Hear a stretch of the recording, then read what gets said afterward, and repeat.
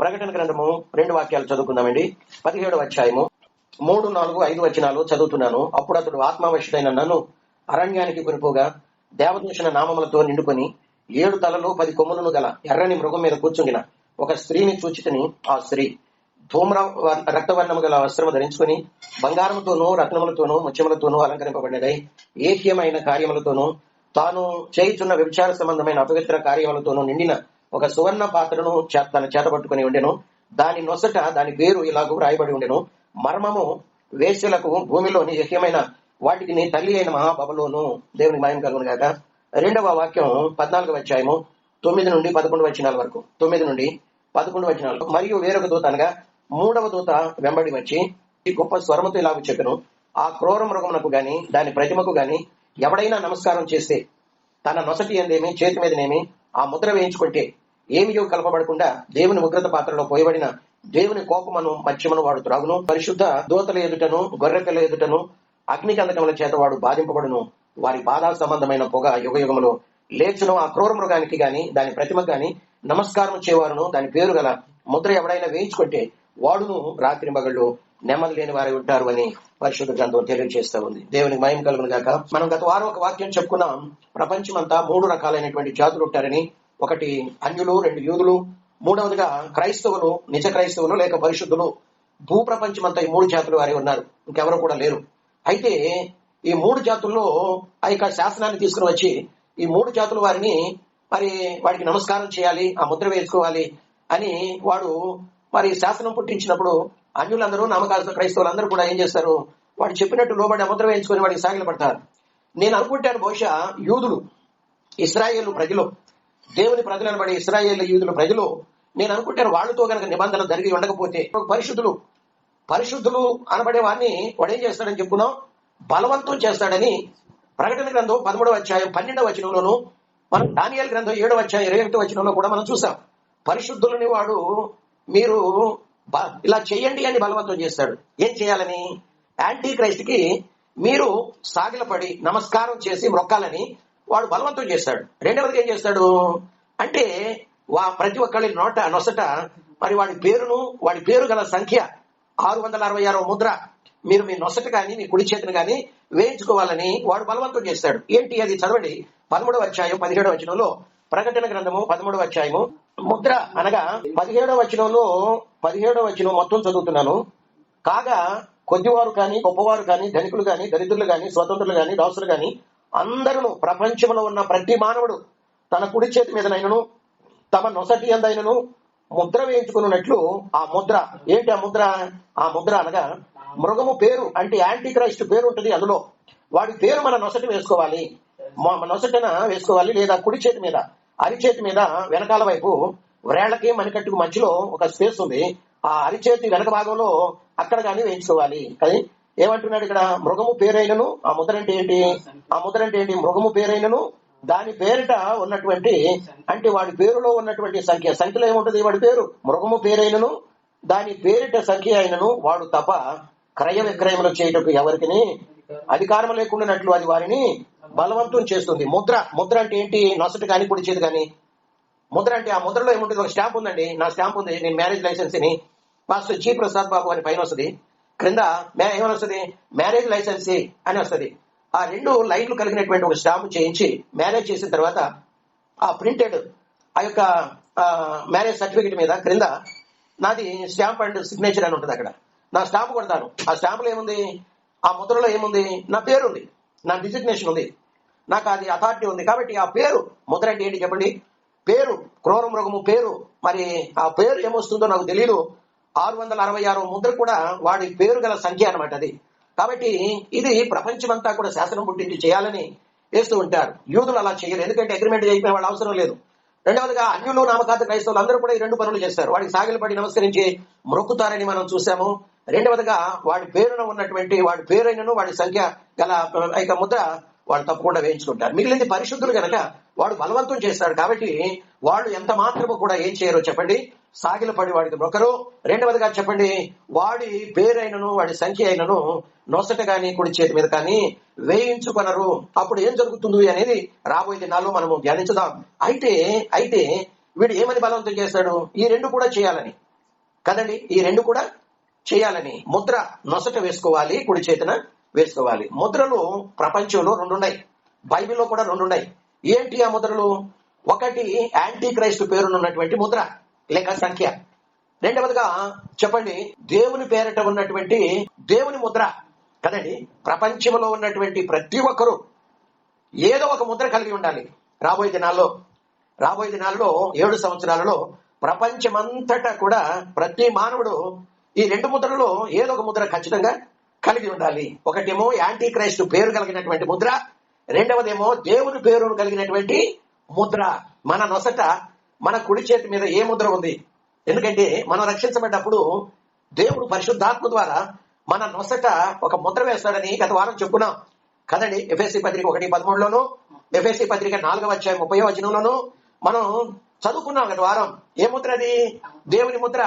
దేవుడు తన ముద్రను ఎవరి ద్వారా వేయిస్తాడు? పరిశుద్ధాత్మ ద్వారా వేయిస్తాడు మన నొసట అని ఉంది. కాబట్టి ఏదో ఒక ముద్ర వేయించుకోవాలి.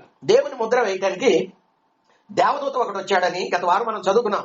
7వ అధ్యాయం 1వ వచనం 8 నుండి 8 వచనాల వరకు దేవుని ముద్ర ఎవరి మీద వేశారు? యూదా ప్రజల మీద. 1,44,000 మంది అందరి మీద వేయలేదు. యూదులందరూ కూడా బహుశా నేను అనుకుంటాను ఉంటే ఉండొచ్చేమో, ఒక 70-80 లక్షల మంది ఉంటే ఉండొచ్చేమో. వాళ్ళలో కేవలం దేవుడు ఎంతమంది నొసటి మీద వేశాడు? 1,44,000 మంది మీద ఆయన తన ముద్రను స్టాంప్ పడిపోయింది వాళ్ళ నొసట. ఇప్పుడు కాదు, మొదటి 3.5 సంవత్సరాలలో కదండి. మొదటి 3.5 సంవత్సరాలలో దేవుడు అన్నాడు, నా 2 సాక్షులు పంపిస్తాను అన్నాడు. ఆ 2 సాక్షులు ఎవరో రాబోయే దినాల్లో మనం చూద్దాం. వాడు పరలోకంలో వాళ్ళు టేకాఫ్ తీసుకొని వాళ్ళు యెరూషలేము పట్టణంలో భూమి మీద ఉన్నటువంటి యెరూషలేము పట్టణంలో వాళ్ళు ల్యాండ్ అవుతూ ఉంటారని వాళ్ళు ఎవరో చూద్దాం. జకరియా గ్రంథం 3వ అధ్యాయం 4వ అధ్యాయం. జకరియా గ్రంథము 4వ అధ్యాయము. జకరియా గ్రంథము 4వ అధ్యాయము 11 నుండి. దీపస్తంభానికి ఇరు ప్రక్కల కుడి ఎడమ ప్రక్కల ఈ 2 ఒలివ చెట్లు ఏమిటని 2 బంగారపు కొమ్ముల్లో నుండి సువర్ణ తైలము కుమ్మరించు ఒలివ చెట్లకున్న 2 కొమ్ములు ఏమిటివని నేను అతన్ని అడగగా, జకరియా అడుగుతున్నాడు దేవదూతని. అతడు నాతో, ఇవేమిటివని నీకు తెలీదా అని దేవదూత జకరియాతో అంటుంటే, నా ఏలినవాడా నాకు తెలియదని జకరియా అంటుంటే, అప్పుడు ఆ దేవదూత అంటున్నాడు, వీరిద్దరు ఎవరిద్దరు? ఈ 11వ వచనంలో ఉన్న దీపస్తంభానికి కుడి ప్రక్క ఎడమ ప్రక్కన ఉన్న 2 ఒలివ చెట్లు అనమాట. కాబట్టి వీళ్ళిద్దరు ఎవరు అని మనం చూసినట్లయితే 14వ వచనంలో సర్వలోకనాథుడకు యెహోవా యొద్ద నిలబడుచు తైలము పోయివారై ఉన్నారు అని ఈ భాగంలో మనం చూస్తున్నాం. ఇదే మాట మనము ప్రకటన గ్రంథం మనం 11వ అధ్యాయంలో మనం చదువుకుంటే 11వ అధ్యాయం 3వ వచనం నుండి నేను చదువుతున్నాను. నేను నా 2 సాక్షులకు అధికారం ఇచ్చెదను, వారు గోనె పట్ట ధరించుకొని 1260 దినాలు ప్రవచింతురు. అంటే 42 నెలలు, అంటే 3.5 సంవత్సరాలు అని కదండి. వాళ్ళు పరలోకంలో టీకా తీసుకుని జకరియా గ్రంథంలో 4వ అధ్యాయంలో 12, 13, 14 వచనాల్లో వ్రాయబడి ఉన్నటువంటి ఆ ఒలివ చెట్లు ఎవరో? దీపస్తంభానికి కుడి ఎడమ ప్రక్కల ఉన్నటువంటి వారు ఎవరు అంటే ఈ 2 సాక్షులే. వీళ్ళని దేవుడు రాబోయే దినాల్లో వాళ్ళని సజీవంగాని ఈ మానవ శరీరంతోని, ఈ ఫిజికల్ బాడీతోని వాళ్ళు పరలోకానికి వెళ్లారు. వాడు పరలోకంలో ఫిజికల్ బాడీతోనే 100,000 సంవత్సరాలు ఉన్నారు. వాళ్ళని భూలోకానికి రాబోయే 3.5 సంవత్సరాలలో దేవుడు వాళ్ళని పంపించబోతున్నారు. వారు భూలోకంలోనే ఉండి యెరూషలేమును హెడ్ క్వార్టర్ గా చేసుకుని వాళ్ళు యెరూషలేము పట్టణం అంతా తిరుగుతూ లైవ్ టెలికాస్ట్ లో మనం అంతా కూడా చూస్తూ ఉంటాం. వారు యెహోవా దేవుడిని గురించి సువార్త ప్రకటించరు. ప్రభువుకు యేసుక్రీస్తు దేవుని గురించి వాళ్ళు యెరూషలేములో ఉండి ప్రపంచమంతా కూడా టెలివిజన్ లో లైవ్ కాస్ట్ అవుతుండగా వాళ్ళంతా కూడా చూస్తూ ఉండగా వాళ్ళు యేసును గురించి ఆ 2 సాక్షులు ప్రకటిస్తూ ఉంటారు అని మనము చూసాం. ఈ సువార్త విన్నటువంటి యోధా ప్రజల్లో 1,44,000 మంది రక్షించబడ్డారు అని గత వారం మనం చదువుకున్నాం. ప్రతి గోత్రానికి 12,000 మంది చొప్పున 12 గోత్రాలు. అంటే దాను గోత్రం లేదు. దాని గోత్రాన్ని దేవుడు ఎందుకు తుడిచివేశాడు ఆకాశం క్రింద నుండి ఉండకుండా అని మనం చూస్తే, దేవుడు అన్నాడు, నేనే రోషం గల దేవుణ్ణి, నన్ను తప్ప వేరే దేవుడు మీకు ఉండకూడదు. మీరు వాటిని బొమ్మనైనా ప్రతిమనైనా విగ్రహాన్నైనా చేసుకోకూడదు, దానికి సాగిలపడకూడదు, దానికి నమస్కరించకూడదు, దానికి మొక్కకూడదని దేవుడు వాళ్ళకి ధర్మశాస్త్రంలో 10 కమాండ్మెంట్స్ లో ఒక ఆజ్ఞగా ఇచ్చాడు. కానీ ఆనాడు ఈనాడు కూడా అనేక మంది అనేకమైన రూపాలు చేసుకుంటున్నారు, ప్రతిమలు చేసుకుంటున్నారు, శిలాఫలకాలు చేసుకుంటున్నారు, వాటికి సాగిలపడి మొక్కుతున్నారు. కానీ యూదులకు అటువంటి ఖండితమైనటువంటి శాసనం ఉంది. కాబట్టి ఆ కాలంలో దానం చేసినటువంటి ఇశ్రాయేలు రాజ్యం 2గా విభాగింపబడి మరి 10 ముక్కలు ఆ యెరోబాముకు, సొలొమోను దాసుడైనటువంటి యెరోబాముకు అది ఆ 10 ముక్కలు వెళ్ళినప్పుడు మరి వాడు ఏం చేస్తున్నాడు? ఇదిగో దేవుడు నాకు ఇచ్చాడు కదా ఈ రాజ్యం, దేవుని సెలవు లేకుండా ఇది నా యజమానుడు కుమారుడు అయినటువంటి రెహబాము దగ్గరికి వెళ్ళదు, కాబట్టి వాళ్ళని పోతే పోనీయండి, అక్కడ వెళ్ళి ఆరాధించనియండి దేవుని మందిరం యెరూషలేము ఉంది, దేవుడు కోరుకున్న మందిరం యెరూషలేములోనే ఉండాలి, కాబట్టి అక్కడికే వెళ్ళి ఆరాధించనియండి, దేవుడు ఇచ్చిన రాజ్యాన్ని ఎందుకు తీసివేస్తాడు అని వాడు కూడా అక్కడికి వెళ్ళి ఆరాధిస్తూ ఉండాలి. కానీ వాడి తుచ్చమైనటువంటి నీచ జ్ఞానానికి మరి చివరికి ఒకటి దానులోను కదండి, 2 బలిపీఠాలు విగ్రహాలు చేపించి ఇంకొకటి బేతేల్లో పెట్టాడు. ఎవరు ముందుకు వచ్చారు? వాడు ప్రకటన చేశాడు, ఇదిగో మీరు అంత దూరం వెళ్ళి మీరు ఎందుకు అనారోగ్యం పాలవుతారు, కాబట్టి అలసట పొందుతారు, మీ కొరకు ఒక దానులోను ఇంకొకటేమో నేను బేతేలులో నిలబెట్టాను, మీరు ఎక్కడికైనా వెళ్ళి మన రాజ్యంలోనే మన సంస్థానంలోనే ఇవి ఉన్నాయి కాబట్టి దేవుణ్ణి ఆరాధించండి అన్నప్పుడు ఎవరు వచ్చారు ముందుకి? దాను గోత్రం ముందుకు వచ్చింది, ఎఫ్రాయిం గోత్రం ముందుకు వచ్చింది. ఎఫ్రాయిం కుమారుడు కాదు యాకోబుకి మనవడు, వాడు కూడా ముందుకు వచ్చాడు. కాబట్టి ముందుకు రావటాన దాను గోత్రాన్ని దేవుడు ఏం చేశాడు? ఆకాశము క్రింద ఉండ తుడిచివేశాడు కాబట్టి ఆ గోత్రం లేదు, అసలు లేని గోత్రం లేదు కాబట్టి వాళ్ళ నొసట దేవుని ముద్రతో ముద్రించబడాల కదండి. ఎవరిని తీసుకొచ్చాడు ఆ స్పేస్ లో?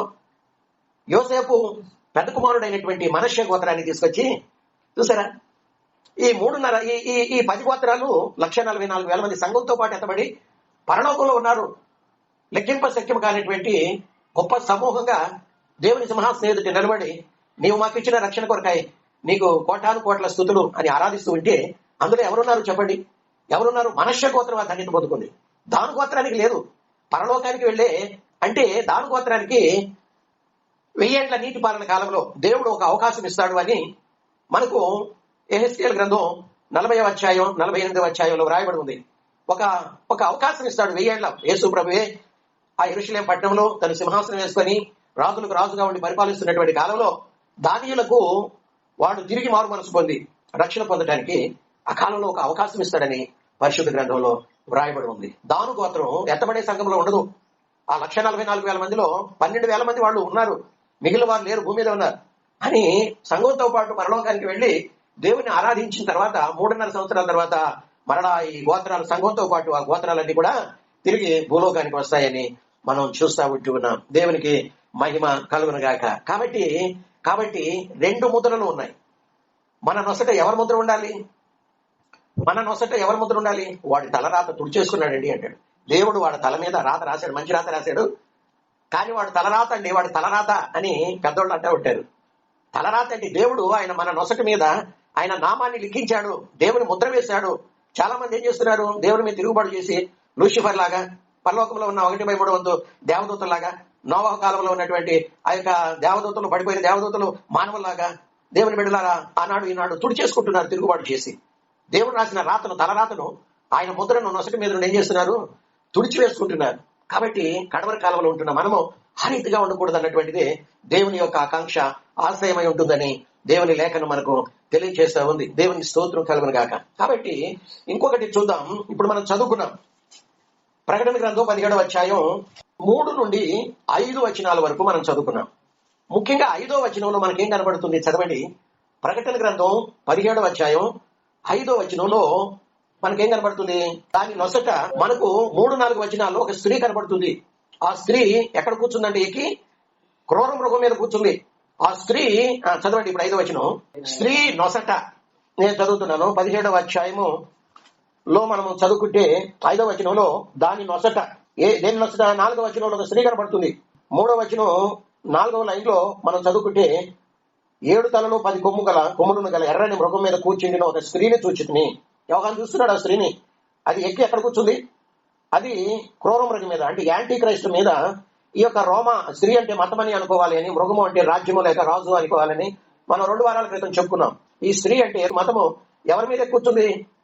యాంటీ క్రైస్ట్ మీద, క్రూర మృగం మీద కూర్చుంది. ఆ స్త్రీ నొసట 5వ వచనంలో ఇప్పుడు ఆ స్త్రీ నొసట దాని పేరు ఇలాగూ రాయబడి ఉంది. ఏమని రాయబడి ఉంది? ఒకటేమో మర్మము, రెండవదేమో వేశ్యలకు భూమిలోని ఏకమైన వాటిని తల్లి అయిన మహాబబులోను అనే పేరు అక్కడ వ్రాయబడి ఉంది. మరియు ఆ స్త్రీ పరిశుద్ధుల రక్తము చేతను, యేసుక్రీస్తు యొక్క హతసాక్షుల రక్తము చేతను మట్టిల్లి ఉండుట. ఆ స్త్రీ ఎవరి రక్తం తాగిందంటండి? పరిశుద్ధుల రక్తం. ఆ స్త్రీ ఎవరి రక్తం తాగింది? పరిశుద్ధుల రక్తం. 27వ సంవత్సరం నుండి క్రీస్తు శకం 312వ సంవత్సరం వరకు ఈ స్త్రీ అంటే రోమన్ పరిశుద్ధుల రక్తాన్ని అది నీళ్లు తాగినట్టు తాగేసింది. అంటే 5 కోట్ల మంది పరిశుద్ధుల్ని అది హతం చేసింది, చంపించింది. ఇప్పుడు వచ్చే 7 ఏళ్లలో రాబోతుంది అది, 7 ఏళ్ల శ్రమల కాలంలో. ఆనాడు 27 నుండి క్రీస్తు శకం 312 వరకు 5 కోట్ల మంది పరిశుద్ధులు ఉన్నారు ఆ కాలంలో. ఆ పరిశుద్ధుల రక్తాన్ని అది త్రాగింది, అది మత్తిల్లి ఉంది అని యోహాను ఈ గ్రంథం రాస్తూ తెలియజేస్తూ ఉన్నాడు. అదే స్త్రీ మరలా ఇప్పుడు ప్రిపేర్ అవుతుంది. ఆనాడు ఒక క్రొత్త మతం వచ్చింది, ఆ క్రొత్త మతమే ఆ యొక్క స్త్రీ. అది ఎక్కడి నుండి వచ్చింది ఈ క్రొత్త మతము అని మనం చదువుకుంటే మనం చూసినట్లయితే దేవుని పిల్లలారా, ఆనాడు నిమ్రోదు మతం అనేది ఒకటి ఉండేది. అది ఆ కాలంలో స్థాపించబడింది. ఆ నిమ్రోదు మతాన్ని తీసుకొచ్చి ఒక రాజు గారు ఏం చేశాడంటే యేసు ప్రభు నమ్ముకున్నాడు. యేసు ఈ జెండా కలిగినటువంటి దాన్ని పట్టుకొని, మీరు కనుక శిలువ గుర్తు కలిగిన జెండా పట్టుకొని దానికి వెళితే జయం పొందుతారని. వాడు వెళితే ఎక్కడికి వెళ్తే అక్కడ జయం పొందు. కాబట్టి ప్రతి ఒక్కరు కూడా యేసు ప్రభు నమ్ముకోవాలి, బాప్తీసం తీసుకోవాలి. ఎక్కడెక్కడ వాళ్ళందరూ వచ్చి బాప్తీసం తీసుకుంటున్నారు, వాళ్ళకి ఉద్యోగాలు వస్తున్నాయి, బంగారం సొంత వస్తుంది ఈ మతం తీసుకుంటే, ఎటువంటి రాజుగారి హింస లేదు కాబట్టి అని ఎక్కడెక్కడ ప్రపంచం అంతా అన్యులందరూ వచ్చి దీంట్లో చేరారు. కాబట్టి నిమ్రోదు మతము ఈ యొక్క క్రైస్తవ మతంలో వచ్చి కలిసిపోయింది. రాజుగారు ఇప్పుడు నిమ్రోదు మతంలో దేని తీసుకొచ్చి కలిపారు? క్రైస్తవ మతంలో నిమ్రోదు మతాన్ని తీసుకొచ్చి కలిపాడు. ఈ రెండు యాగమై కలుషితమైపోయింది పరిశుద్ధ సంఘం. చివరికి పరిశుద్ధుల్ని ఆ రోజు దాదాపు 1200 సంవత్సరాలలో క్రీస్తు శకం 1500వ సంవత్సరం వరకు, క్రీస్తు శకం 330 నుండి క్రీస్తు శకం 1500వ సంవత్సరం వరకు, అంటే దాదాపు 1200 సంవత్సరాలు క్రైస్తవ సంఘాన్ని పరిశుద్ధుల్ని రోమన్తో రంపాలు పెట్టిపోయించింది. భయంకరమైనటువంటి చిత్రహింస చేయించింది. మనం చదువుకున్న 6వ వచనంలో అది ఆ స్త్రీ పరిశుద్ధుల రక్తాన్ని త్రాగి అది మత్తిల్లి ఉందని కూడా మనం చెప్పుకున్నాం. కాబట్టి దేవుని పిల్లలారా, ఈ స్త్రీ నొసట పైనేమో మన నొసలు ఉంది, మన నొసట. ఆ నొసట పైన మొదటి లైన్లోనేమో ఏమని వ్రాయబడి ఉందంట? మర్మము. దాని క్రింద లైన్లో, నొసట మీద క్రింద లైన్లో ఏమని పేరు వ్రాయబడి ఉంది? మహాబబులోను. మనం ఇంగ్లీష్ బైబిల్లో చదువుకుంటే అది ఏమని వ్రాయబడి ఉంది అంటే మర్మము అనే దానికి అక్కడ ఏమని వ్రాయబడి ఉంది? మర్మము అంటే ఏంటి చెప్పండి? ఏమండి? మిస్టరీ. దీనికేమో రెండవ పేరు మహాబబులోను, అంటే ద గ్రేట్ బ్యాబిలోన్ అని వ్రాయబడి ఉంది కదా. ఒకటేమో దాని నొసట, స్త్రీ నొసట ఏముంది? పై లైన్ లో ఏముంది చెప్పండి? పై లైన్ లో అది మిస్టరీ అని వ్రాయబడి ఉంది.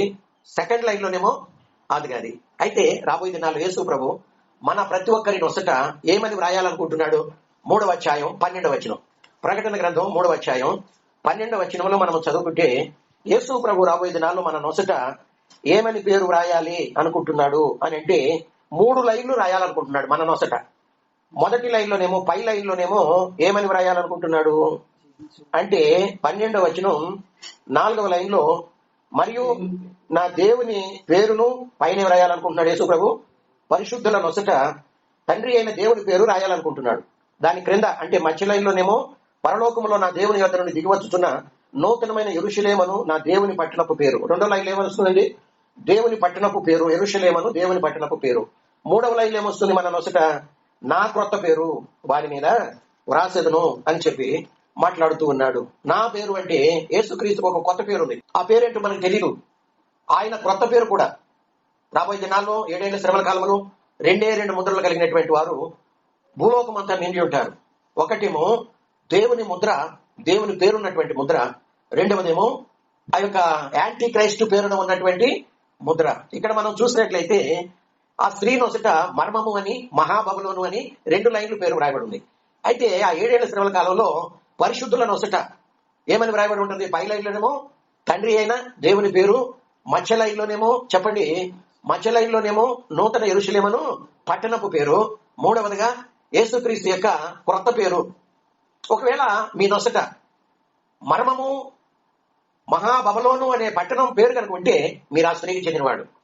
లేదా మీ నొసట పై లైన్లోనేమో తండ్రి అయిన దేవుని పేరు, రెండవ లైన్లోనేమో నూతన యెరూషలేమును పట్టణ పేరు, యేసుక్రీస్తు పేరు కనుక ఉంటే మీరు దేవునికి చెందినవారు. మనము తేల్చుకోవాలి, మనం దేవునికి చెందినవారమా లేక ఆ యొక్క యాంటీ క్రైస్ట్కి చెందినటువంటి వారమా? మనల్ని ఐడెంటిఫై చేయబడాలి మనం కదండి.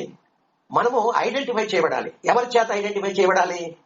ఎవరు మనల్ని మన నొసట వచ్చి మన ముఖంలో ముఖం పెట్టి మన నొసట మరి ఆ స్త్రీ పేరుందా, లేక ఆ బబులోని యొక్క మహాబబులోని అనే పేరుందా, లేక దేవుని పేరుందా?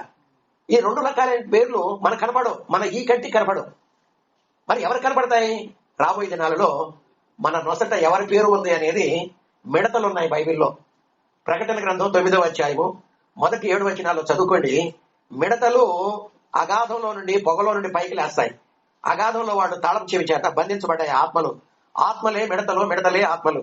ఆ మిడతలు బయటకు వచ్చినప్పుడు వాటి తల వెంట్రుకలు ఎలా ఉంటాయో, అవి వాటి ముఖాలు ఎలా ఉంటాయో, వాటి కాళ్ళు చేతులు వాళ్ళ శరీరం అంతా ఎలా ఉంటుందో, అవి కుట్టితే 5 నెలల వరకు బాధ ఉంటుందంట. అదండి రాబోయే మొదటి 3.5 సంవత్సరాల్లో అవి కుట్టబోతున్నాయి కొంతమందిని. కాబట్టి ఎవరిని కొడతాయి? ఎవరైతే ఐడెంటిఫై చేయబడి దేవుని ముద్ర వాళ్ళ నొసట లేదో, ఈ స్త్రీ ముద్ర లేక 666వ అంత్యక్రీస్తు పేరు కనుక నొసట ముద్ర కనుక ఉంటే వాళ్ళని అవి కొడతాయి.